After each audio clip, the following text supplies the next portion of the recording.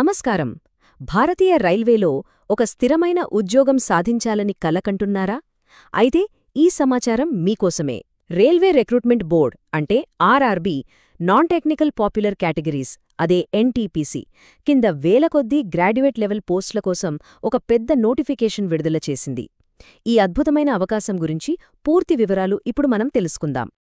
ముందుగా ఈ నంబర్ చూడండి, 5810. ఇది కేవలం ఒక అంకె కాదు, 5810 కుటుంబాల భవిష్యత్తుకు భరోసా ఇచ్చే గ్రాడ్యుయేట్ లెవెల్ ఉద్యోగాలన్నమాట. భారతీయ రైల్వే అందిస్తున్న ఈ భారీ అవకాశాన్ని అస్సలు మిస్ చేసుకోవద్దు. ఈ అవకాశాన్ని అందిపుచ్చుకోవాలంటే ఏం చేయాలో స్టెప్ బై స్టెప్ చూద్దాం. ఈ 6 విభాగాలు అప్లికేషన్ దగ్గర్నుండి ఉద్యోగం సంపాదించే వరకు మీకొక క్లియర్ రోడ్ మ్యాప్ ఇస్తాయి. ఇక ఆలస్యం చేయకుండా మొదలుపెట్టేద్దామా? సరే, మొదటి సెక్షన్లోకి వచ్చేశాం. ఈ రైల్వే రిక్రూట్మెంట్ బోర్డ్ అంటే ఆర్ఆర్బీ ప్రకటించిన ఈ జాబ్స్ లెవెల్ 5, లెవెల్ 6కి చెందినవి. అంటే ఏంటి? ఇవి మామూలు ఎంట్రీ లెవెల్ ఉద్యోగాలు కాదనమాట. మంచి జీతంతో పాటు కెరియర్లో ఎదగడానికి ఒక స్ట్రాంగ్ ఫౌండేషన్ వేసే పోస్టులు. ఇక్కడ చాలా ముఖ్యమైన విషయం ఒకటుంది. అదేంటంటే చివరి తేదీ. గుర్తుపెట్టుకోండి, 20 నవంబర్ 2025. చాలామంది చేసే పొరపాటేంటంటే చివరి నిమిషం వరకు ఆగడం. అప్పుడు సర్వర్లు బిజీ అవ్వచ్చు, లేనిపోని టెన్షన్ వస్తుంది. అందుకే మీ కలను నిజం చేసుకునే మొదటి అడుగు ఆలస్యం చేయకుండా ఇప్పుడే వేయండి. ఓకే, ఇప్పుడు అసలు విషయానికి వద్దాం. ఈ ఉద్యోగాలకి అప్లై చేయాలంటే మన దగ్గర ఉండాల్సిన అర్హతలేంటి? అంటే ఈ అవకాశమనే తలుపు తెరవడానికి కావాల్సిన తాళం చెవి ఏంటో చూద్దాం. మనం ఇప్పుడు ప్రధానంగా గ్రాడ్యుయేట్ లెవెల్ పోస్టుల గురించే మాట్లాడుకుంటున్నాం. ఇక్కడ టేబుల్లో ఉన్న వివరాలు జాగ్రత్తగా చూడండి. గుర్తింపు పొందిన యూనివర్సిటీ నుంచి డిగ్రీ ఉందా? వయస్సు 18 నుంచి 33 ఏళ్ల మధ్యలో ఉందా? ఈ రెండింటికి సమాధానం అవును అయితే మీరు సరైన మార్గంలోనే ఉన్నారు. అర్హత ఉందని కన్ఫర్మ్ చేసుకున్నాక నెక్స్ట్ స్టెప్ ఆన్లైన్లో అప్లై చేయడం. ఇది చాలా సింపుల్ ప్రాసెసే, కానీ చిన్న పొరపాటు చేసినా అప్లికేషన్ రిజెక్ట్ అయ్యే ప్రమాదం ఉంది. కాబట్టి ప్రతి స్టెప్ని జాగ్రత్తగా ఎలా పూర్తి చేయాలో ఇప్పుడు చూద్దాం. ఈ 6 స్టెప్స్ చూడండి. ఒక చిన్న సలహా: అప్లై చేసే ముందే మీ ఫోటో, సంతకం, సర్టిఫికెట్లు అన్నీ స్కాన్ చేసి రెడీగా పెట్టుకోండి. అప్పుడు ప్రాసెస్ చాలా ఫాస్ట్గా అయిపోతుంది, ఎలాంటి టెన్షన్ ఉండదు. మర్చిపోకండి, లాస్ట్ డేట్లోపు ఇదంతా పూర్తి చేయాలి. ఇక అప్లికేషన్ ఫీజు విషయానికొస్తే కేటగిరీని బట్టి ఇది మారుతుంది. జనరల్, ఓబీసీ, ఈడబ్ల్యూఎస్ అభ్యర్థులకి 500 రూపాయలు. అదే ఎస్సీ, ఎస్టీ, మహిళలు, ఇతర రిజర్వ్డ్ కేటగిరీల వారికి ప్రభుత్వం కొంచెం రాయితీ ఇచ్చింది, వాళ్లకి 250 రూపాయలు.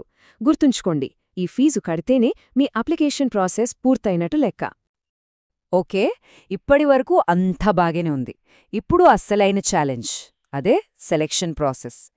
ఇది పెద్ద కొండలా అనిపించొచ్చు, కాని మనం ఒక్కో అడుగు వేసుకుంటూ ముందుకు వెళ్దాం. ప్రతి స్టేజ్ని అర్థం చేసుకుంటే ఈ జర్నీ చాలా సులభమవుతుంది.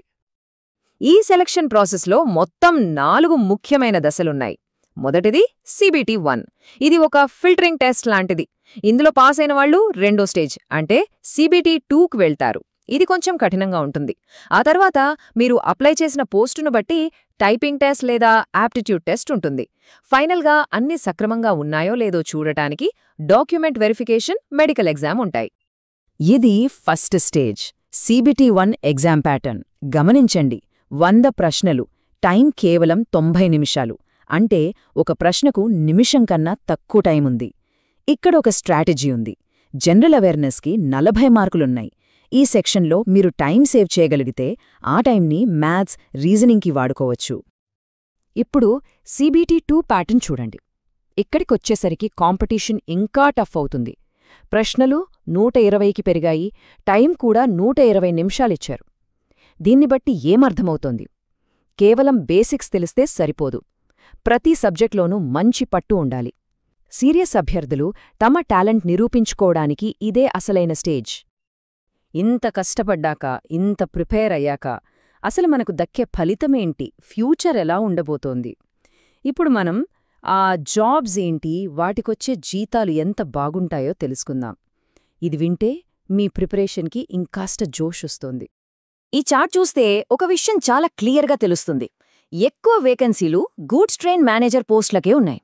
ఏకంగా 3416 పోస్టులు. దేశ ఆర్థిక వ్యవస్థలో చాలా కీలకమైన సరుకు రవాణా రైళ్లను ఆపరేట్ చేసే ఈ రెస్పాన్సిబుల్ జాబ్ కోసం పోటీ కూడా గట్టిగానే ఉంటుంది. జీతం వివరాలు ఇక్కడ చూడండి. లెవెల్ 6 పోస్టులకి బేసిక్ పే 35,400 రూపాయలు. అలాగే లెవెల్ 5 పోస్టులకి 29,200. కానీ ఆగండి, ఇది కేవలం బేసిక్ పే మాత్రమే. దీనికి డిఏ, హెచ్ఆర్ఏ లాంటి అలవెన్స్లన్నీ కలిస్తే చేతికి వచ్చే జీతం చాలా ఆకర్షణీయంగా ఉంటుంది. సరే, అవకాశం గురించి తెలుసుకున్నాం, ప్రాసెస్ అర్థం చేసుకున్నాం, జీతం వివరాలు కూడా చూశాం. ఇక మిగిలింది యాక్షన్ తీసుకోవడమే. ఈ పరీక్షలకి ఎలా ప్రిపేర్ అవ్వాలో ఒక క్లియర్ ప్లాన్తో ఇప్పుడు చూద్దాం. మీ ప్రిపరేషన్ ఇక్కడి నుంచే స్టార్ట్ అవుతుంది. జనరల్ అవేర్నెస్, మ్యాథ్స్ ఈ 2 స్కోరింగ్ సబ్జెక్టులు. కరెంట్ అఫైర్స్ కోసం రోజూ న్యూస్ చదవడమే కాదు, లాస్ట్ 6 నుంచి 8 నెలల ముఖ్యమైన సంఘటనల మీద నోట్స్ ప్రిపేర్ చేసుకోండి. ఇక మ్యాథ్స్లో ఫార్ములాల్ని బట్టి పట్టకుండా షార్ట్కట్ టెక్నిక్స్ నేర్చుకుంటే ఎగ్జామ్లో చాలా టైం సేవ్ అవుతుంది. రీజనింగ్, కంప్యూటర్ నాలెడ్జ్ ఈ సెక్షన్స్కి ప్రాక్టీస్ చాలా అవసరం. పజిల్స్, కోడింగ్, డీకోడింగ్ లాంటి వాటి మీద బాగా గ్రిప్ తెచ్చుకోండి. అన్నిటికన్నా ముఖ్యంగా మాక్ టెస్ట్లు రాయడం, రాశాక వాటిని అనలైజ్ చేసుకోవడం అస్సలు మర్చిపోవద్దు. ఎక్కడ తప్పులు చేస్తున్నారో తెలుసుకుని వాటిని సరిచేసుకుంటేనే స్కోర్ పెరుగుతుంది. భారతీయ రైల్వేలో ఒక గౌరవప్రదమైన సెక్యూర్డ్ జాబ్ మీకోసం ఎదురుచూస్తుంది. ఈ 5,810 అవకాశాలలో ఒకటి మీ సొంతం కావాలంటే కావాల్సింది ఒక మంచి ప్లాన్, కష్టపడే తత్వం. మరి మీ జీవితాన్ని మార్చే ఈ ప్రయాణానికి టికెట్ బుక్ చేసుకోవడానికి సిద్ధంగా ఉన్నారా?